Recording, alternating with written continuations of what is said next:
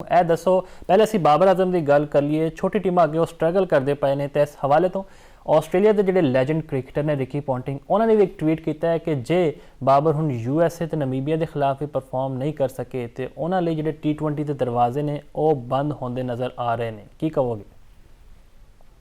ਬਿਲਕੁਲ ਸਹੀ ਗੱਲ ਹੈ ਜੀ। ਮਾਰਕ ਵੋਰ ਨੇ ਜਿਸ ਤਰ੍ਹਾਂ ਕਿਹਾ ਸੀ ਕਿ ਅਗਰ ਤੁਸੀਂ ਖਿਲਾਣਾ ਹੈ ਜਿਸ ਤਰ੍ਹਾਂ ਮੁਹੰਮਦ ਰਿਜ਼ਵਾਨ ਹੋਵੇ ਜਾਂ ਬਾਬਰ ਆਜ਼ਮ ਹੋਵੇ ਤੇ ਟੌਪ ਆਫ ਦੀ ਆਰਡਰ ਹੀ ਇਹਨਾਂ ਨੂੰ ਖਿਲਾਣਾ ਚਾਹੀਦਾ। ਤੇ ਟੌਪ ਆਫ ਆਰਡਰ ਦੇ ਵਿੱਚ ਵੀ ਦੇਖੋ ਪਰਫਾਰਮੈਂਸ ਨਹੀਂ ਆ ਰਹੀ ਸੀ।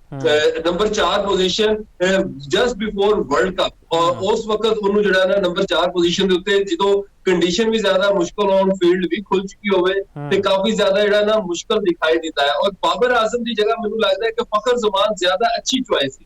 ठीक है, फखर जमान की जी ना फॉर्म बुरी है, लेकिन बाबर आजम की भी फॉर्म कोई ज्यादा अच्छी नहीं है लोगों के पास।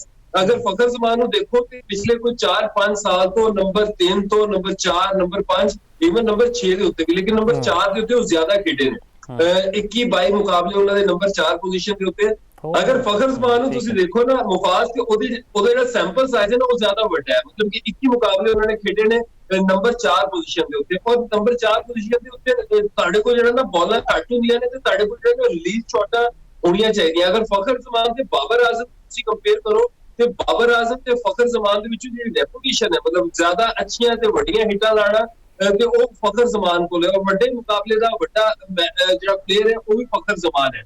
ਔਰ ਬਾਬਰ ਆਜ਼ਮ ਦੀ ਜਿਹੜੀ ਸਟਰਗਲ ਹੈ, ਜਿਸ ਤਰ੍ਹਾਂ ਇਹਨੂੰ ਥੱਲੇ ਤੁਸੀਂ ਲਿਆਂਦੇ ਜਾਓਗੇ, ਜਿਸ ਤਰ੍ਹਾਂ ਮੈਂ ਪਹਿਲਾਂ ਵੀ ਕਿਹਾ ਸੀ ਤੁਹਾਡੇ ਨਾਲ ਡਿਸਕਸ਼ਨ ਦੇ ਵਿੱਚ ਕਿ ਅਗਰ ਸ਼ੁਰੂ ਦੇ ਵਿੱਚ ਅੱਛਾ ਸਟਾਰਟ ਮਿਲ ਜਾਂਦਾ ਹੈ ਤੇ ਫਿਰ ਬਾਬਰ ਆਜ਼ਮ ਜਿਹੜਾ ਉਹਦਾ ਜਿਹੜਾ ਰੋਲ ਹੈ ਉਹ ਹੋਰ ਜਿਹੜਾ ਨਾ ਥੱਲੇ ਪੁਸ਼ ਹੁੰਦਾ ਜਾਂਦਾ। ਔਰ ਲਾਸਟ ਮੁਕਾਬਲਾ ਜਿਹੜਾ ਨੈਦਰਲੈਂਡ ਦੇ ਖਿਲਾਫ ਸੀ ਉਹਦੇ ਵਿੱਚ ਤਾਂ ਆਈਡੀਅਲ ਸਿਚੁਏਸ਼ਨ ਸੀ ਬਾਬਰ ਆਜ਼ਮ ਵਾਸਤੇ। 50 ਬਾਲਾਂ 'ਚ 50 ਰਨ ਚਾਹੀਦੇ ਨੇ, 2 ਵਿਕਟਾਂ ਇਹ ਕੇ ਬਾਅਦ ਦਿਖ ਰਹੀ ਕਿਤਨੀਆਂ, ਉੱਥੇ ਉਹਨਾਂ ਨੂੰ ਕੈਰੀ ਕਰਨਾ ਚਾਹੀਦਾ ਸੀ।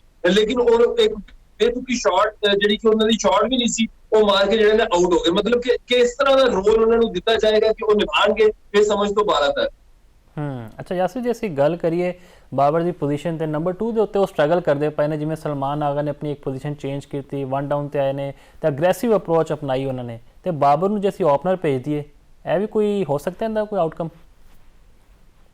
देखो साहिबजादा फरहान ते साइम अयूब ਜਿਹੜੇ ਨੇ ਦੋਨੋਂ, ਮਤਲਬ ਏਸ਼ੀਆ ਕੱਪ ਹੋਵੇ ਠੀਕ ਹੈ, ਸਾइम ਦਾ ਏਸ਼ੀਆ ਕੱਪ ਅੱਛਾ ਨਹੀਂ ਗਿਆ, ਲੇਕਿਨ ਜਿਹੜਾ ਪਹਿਲਾ ਮੁਕਾਬਲਾ ਖੇਡਿਆ ਗਿਆ ਉਹਦੇ ਵਿੱਚ ਵੀ ਉਹਨਾਂ ਨੇ 12-13 ਗੇਂਦਾਂ 'ਚ 24 ਰਨ ਸਕੋਰ ਕੀਤੇ। ਸਾइम ਅਯੂਬ ਨੂੰ ਕੋਸ਼ਿਸ਼ ਇਹ ਕਰਨੀ ਚਾਹੀਦੀ ਹੈ ਕਿ ਉਹ ਜਿਹੜੀ ਨੋ ਲੁੱਕ ਸ਼ਾਟ ਹੈ ਉਹਦਾ ਤੋਂ ਬਾਹਰ ਨਿਕਲੇ। ਮੈਂ ਹਮੇਸ਼ਾ ਕਹਿੰਦਾ ਕਿ ਉਹਦੇ ਕੋਲ ਸਾਰੀਆਂ ਸ਼ਾਟਾਂ ਮੌਜੂਦ ਨੇ, ਪੂਰੇ ਗਰਾਊਂਡ ਦੇ ਵਿੱਚ ਉਹ ਸ਼ਾਟ ਖੇਲ ਸਕਦੇ ਨੇ। ਉਹਦੇ ਨਾਲ ਸਾहिबजादा फरहान ਜਿਹੜੇ ਨੇ ਏਸ਼ੀਆ ਕੱਪ ਤੋਂ ਬਾਅਦ ਉਹਨਾਂ ਦੀ ਟਰਾਈ ਸੀਰੀਜ਼ ਸੀ ਜਾਂ ਆਸਟ੍ਰੇਲੀਆ ਦੇ ਖਿਲਾਫ ਸੀਰੀਜ਼ ਸੀ, ਅੱਛੀ ਸੀਰੀਜ਼ ਉਹਨਾਂ ਦੀ ਗਈ ਹੈ। ਉਹ ਦੋ ਅੱਛੇ ਜਿਹੜੇ ਚੱਲਦੇ ਹੋਏ ਓਪਨਰ ਹੈ, ਉਹਨਾਂ ਨੂੰ ਜਿਹੜਾ ਅਗਰ ਤੁਸੀਂ ਛੇੜੋਗੇ ਤੇ ਪਾਵਰ ਪਲੇ 'ਚ ਲਾਸਟ ਮੁਕਾਬਲੇ 'ਚ ਵੀ ਅਸੀਂ 60 ਸਕੋਰ ਕੀਤਾ ਹੈ ਤੇ 60 65 70 ਰਨ ਸਾਨੂੰ ਪਾਵਰ ਪਲੇ ਦੇ ਵਿੱਚ ਚਾਹੀਦੇ ਨੇ, ਕਿਉਂਕਿ ਸ੍ਰੀਲੰਕਨ ਕੰਡੀਸ਼ਨਸ ਦੇ ਵਿੱਚ ਜਦੋਂ ਬਾਲ ਨਵਾਂ ਹੁੰਦਾ ਹੈ ਨਾ ਤੇ ਬਾਲ ਬੱਲੇ ਦੇ ਉੱਤੇ ਅੱਛਾ ਹੁੰਦਾ ਹੈ ਤੇ ਅੱਛੇ ਬੱਲੇਬਾਜ਼ ਜਿਹੜੇ ਕਿ ਸਟ੍ਰਾਈਕਰ ਹੋਣ, ਚੌਕੇ ਛੱਕੇ ਲਗਾ ਸਕਦੇ ਹੋਣ, ਉਹਨਾਂ ਨੂੰ ਹੀ ਪਾਵਰ ਪਲੇ ਦੇ ਵਿੱਚ ਜਿਹੜਾ ਨਾ ਪਾਵਰ ਪਲੇ ਦਾ ਯੂਟਿਲਾਈਜੇਸ਼ਨ ਕਰਨੀ ਚਾਹੀਦੀ।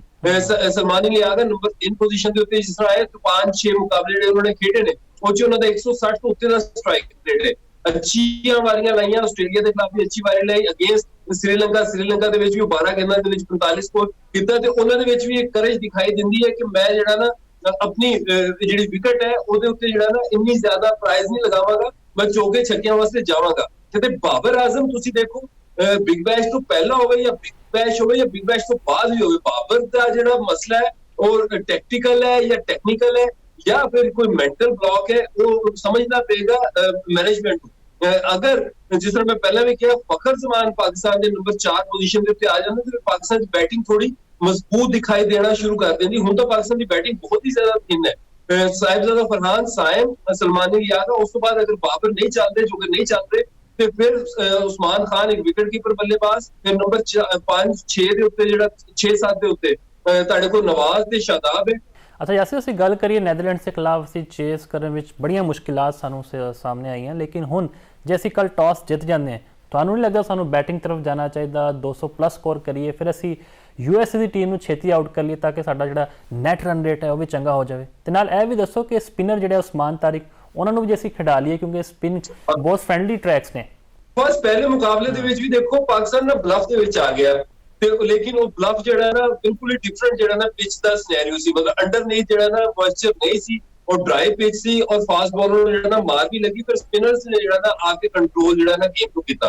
ਤੇ ਤੁਹਾਡੀ ਗੱਲ ਠੀਕ ਹੈ ਕਿ ਪਹਿਲੇ ਕੁਝ ਕੰਡੀਸ਼ਨ ਨੂੰ ਅਸੈਸ ਕਰਨਾ ਚਾਹੀਦਾ। ਪਾਕਿਸਤਾਨ ਦੀ ਟੀਮ, ਪਾਕਿਸਤਾਨ ਦਾ ਜਿਹੜਾ ਕੋਚਿੰਗ ਸਟਾਫ ਹੈ, ਪਾਕਿਸਤਾਨ ਦਾ ਕਪਤਾਨ, ਮੈਨੇਜਮੈਂਟ, ਹਮੇਸ਼ਾ ਅਸੀਂ ਦੇਖਿਆ ਏਸ਼ੀਆ ਕੱਪ ਤੋਂ ਟਰਾਈ ਸੀਰੀਜ਼ ਦੇ ਵਿੱਚ ਵੀ ਕੰਡੀਸ਼ਨ ਨੂੰ ਰੀਡ ਕਰਨ ਦੇ ਵਿੱਚ ਜਿਹੜਾ ਨਾ ਪਾਕਿਸਤਾਨ ਜਿਹੜਾ ਨਾ ਚੂਕ ਕਰਦਾ। ਕਜ਼ਾਫੀ ਸਟੇਡੀਅਮ 'ਚ ਜਿਹੜੇ ਲਾਸਟ 3 T20 ਮੁਕਾਬਲੇ ਖੇਡੇ ਉਹਦੇ ਵਿੱਚ ਕੰਡੀਸ਼ਨ ਪਾਕਿਸਤਾਨ ਨੇ ਬੜੀ ਅੱਛੀ ਜਿਹੜੀ ਨਾ ਰੀਡ ਕੀਤੀ, ਲੇਕਿਨ ਜਿਹੜਾ ਪਹਿਲਾ ਮੁਕਾਬਲਾ ਸੀ ਨੀਦਰਲੈਂਡ ਦੇ ਖਿਲਾਫ ਉਹ 'ਚ ਪਾਕਿਸਤਾਨ ਨੇ ਜਿਹੜਾ ਕੰਡੀਸ਼ਨ ਰੀਡ ਨਹੀਂ ਕੀਤੀ। ਔਰ ਫਿਰ ਜਿਸ ਤਰ੍ਹਾਂ ਪਾਕਿਸਤਾਨ ਨੇ ਆਸਟ੍ਰੇਲੀਆ ਦੇ ਖਿਲਾਫ ਤਿੰਨਾਂ ਮੁਕਾਬਲਿਆਂ ਦੇ ਵਿੱਚ ਪਹਿਲਾਂ ਜਿਹੜਾ ਨਾ ਬੈਟਿੰਗ ਕੀਤੀ, ਪਾਕਿਸਤਾਨ ਨੇ ਚੇਜ਼ ਦਾ ਪ੍ਰੈਸ਼ਰ ਨਹੀਂ ਲਿਆ।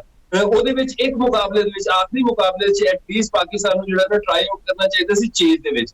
147 ਨੀਦਰਲੈਂਡ ਦੇ ਖਿਲਾਫ ਪਾਕਿਸਤਾਨ ਦੀ ਟੀਮ ਜਿਹੜਾ ਨਾ ਫਸੀ ਹੈ, ਤੇ ਯੂਐਸਏ ਦੀ ਟੀਮ ਜਿਸ ਤਰ੍ਹਾਂ ਯੂਐਸਏ ਨੇ ਇੰਡੀਆ ਦੇ ਖਿਲਾਫ 6 ਖਿਡਾਰੀ ਜਲਦੀ ਆਊਟ ਕਰ ਲਏ ਸੀ 77 ਦੇ ਉੱਤੇ, ਫਿਰ ਅਗਰ 125-30 ਸਕੋਰ ਹੁੰਦਾ ਤੇ ਰਿਜ਼ਲਟ ਯੂਐਸਏ ਦੇ ਹੱਕ ਦੇ ਵਿੱਚ ਵੀ ਆ ਸਕਦਾ ਸੀ। ਤੇ ਪਾਕਿਸਤਾਨ ਨੂੰ ਯੂਐਸਏ ਨੂੰ ਹਲਕਾ ਨਹੀਂ ਲੈਣਾ ਚਾਹੀਦਾ। ਸਲਮਾਨ ਅਲੀ ਆਗਾ ਇੱਕ ਗੱਲ ਬਿਲਕੁਲ ਠੀਕ ਕਰਦੇ ਕਿ ਅਸੀਂ ਕਿਸੇ ਵੀ ਟੀਮ ਨੂੰ ਹਲਕਾ ਨਹੀਂ ਲਵਾਂਗੇ। Head to head USA Pakistan ਤੋਂ ਉੱਪਰ ਹੈ। ਪਾਕਿਸਤਾਨ ਨੂੰ ਪਹਿਲਾਂ ਤਾਂ ਕੰਡੀਸ਼ਨ ਅੱਛੇ ਤਰੀਕੇ ਨਾਲ ਰੀਡ ਕਰਨੀ ਹੈ। ਅਗਰ ਪਾਕਿਸਤਾਨ ਨੂੰ ਲੱਗੇ ਕਿ ਡਰਾਈ ਸਰਫੇਸ ਹੈ, ਇਹਦੇ ਵਿੱਚ ਜਿਹੜਾ ਨਾ ਸ਼ੁਰੂ ਦੇ ਵਿੱਚ ਅਗਰ 160-70 ਸਕੋਰ ਲੱਗ ਜਾਵੇ, ਕਿਉਂਕਿ 160-70 ਸਕੋਰ ਦੇ ਉੱਤੇ ਪਾਕਿਸਤਾਨ ਅਗਰ ਚੇਜ਼ ਦੇ ਉੱਤੇ ਹੋਇਆ ਤੇ ਪਾਕਿਸਤਾਨ ਜਿਹੜਾ ਨਾ ਕਰੰਬਲ ਕਰ ਸਕਦਾ ਹੈ। ਨੀਦਰਲੈਂਡ ਖਿਲਾਫ ਪਾਕਿਸਤਾਨ ਨੇ ਜਿਹੜਾ ਦਿਖਾਇਆ, ਅਲੀ ਖਾਨ ਵੀ ਉਧਰ, ਮੁਹੰਮਦ ਮੁਸਤਨ ਜਿਹੜਾ ਲੈਗ ਬ੍ਰੇਕ ਬॉलर ਹੈ, ਦੋਨੋਂ ਅੱਛੇ ਬॉलर ਨੇ। ਉਸ ਤੋਂ ਬਾਅਦ ਇੱਕ ਸਾਊਥ ਅਫਰੀਕਨ ਬॉलर ਜਿਹਨੇ 4 ਖਿਡਾਰੀ ਆਊਟ ਕੀਤੇ ਸੀ, ਬੈਨਵਿਕ, ਉਹ ਵੀ ਇੱਕ ਅੱਛਾ ਤਗੜਾ ਬॉलर ਹੈ। ਸੋ ਤੁਸੀਂ ਯੂਐਸਏ ਨੂੰ ਹਲਕਾ ਨਹੀਂ ਲੈ ਸਕਦੇ ਤੇ ਕੰਡੀਸ਼ਨ ਅੱਛੇ ਤਰੀਕੇ ਨਾਲ ਰੀਡ ਕਰਨਾ। ਟੌਸ ਜਿੱਤ ਕੇ ਅਗਰ ਨੀਡਡ ਹੈ ਪਹਿਲਾਂ ਬੈਟਿੰਗ ਕਰਨੀ ਤੇ ਪਹਿਲਾਂ ਬੈਟਿੰਗ ਕਰਕੇ 160-70 ਸਕੋਰ ਪਾਕਿਸਤਾਨ ਅਗਰ ਬੋਰਡ ਦੇ ਉੱਤੇ ਲਗਾਉਂਦਾ ਹੈ, ਅਗਰ ਪਹਿਲੇ ਮੁਕਾਬਲੇ ਤਰ੍ਹਾਂ ਦੀ ਨੀਦਰਲੈਂਡ ਦੇ ਖਿਲਾਫ ਜਿਸ ਤਰ੍ਹਾਂ ਦੀ ਪੀਸੀ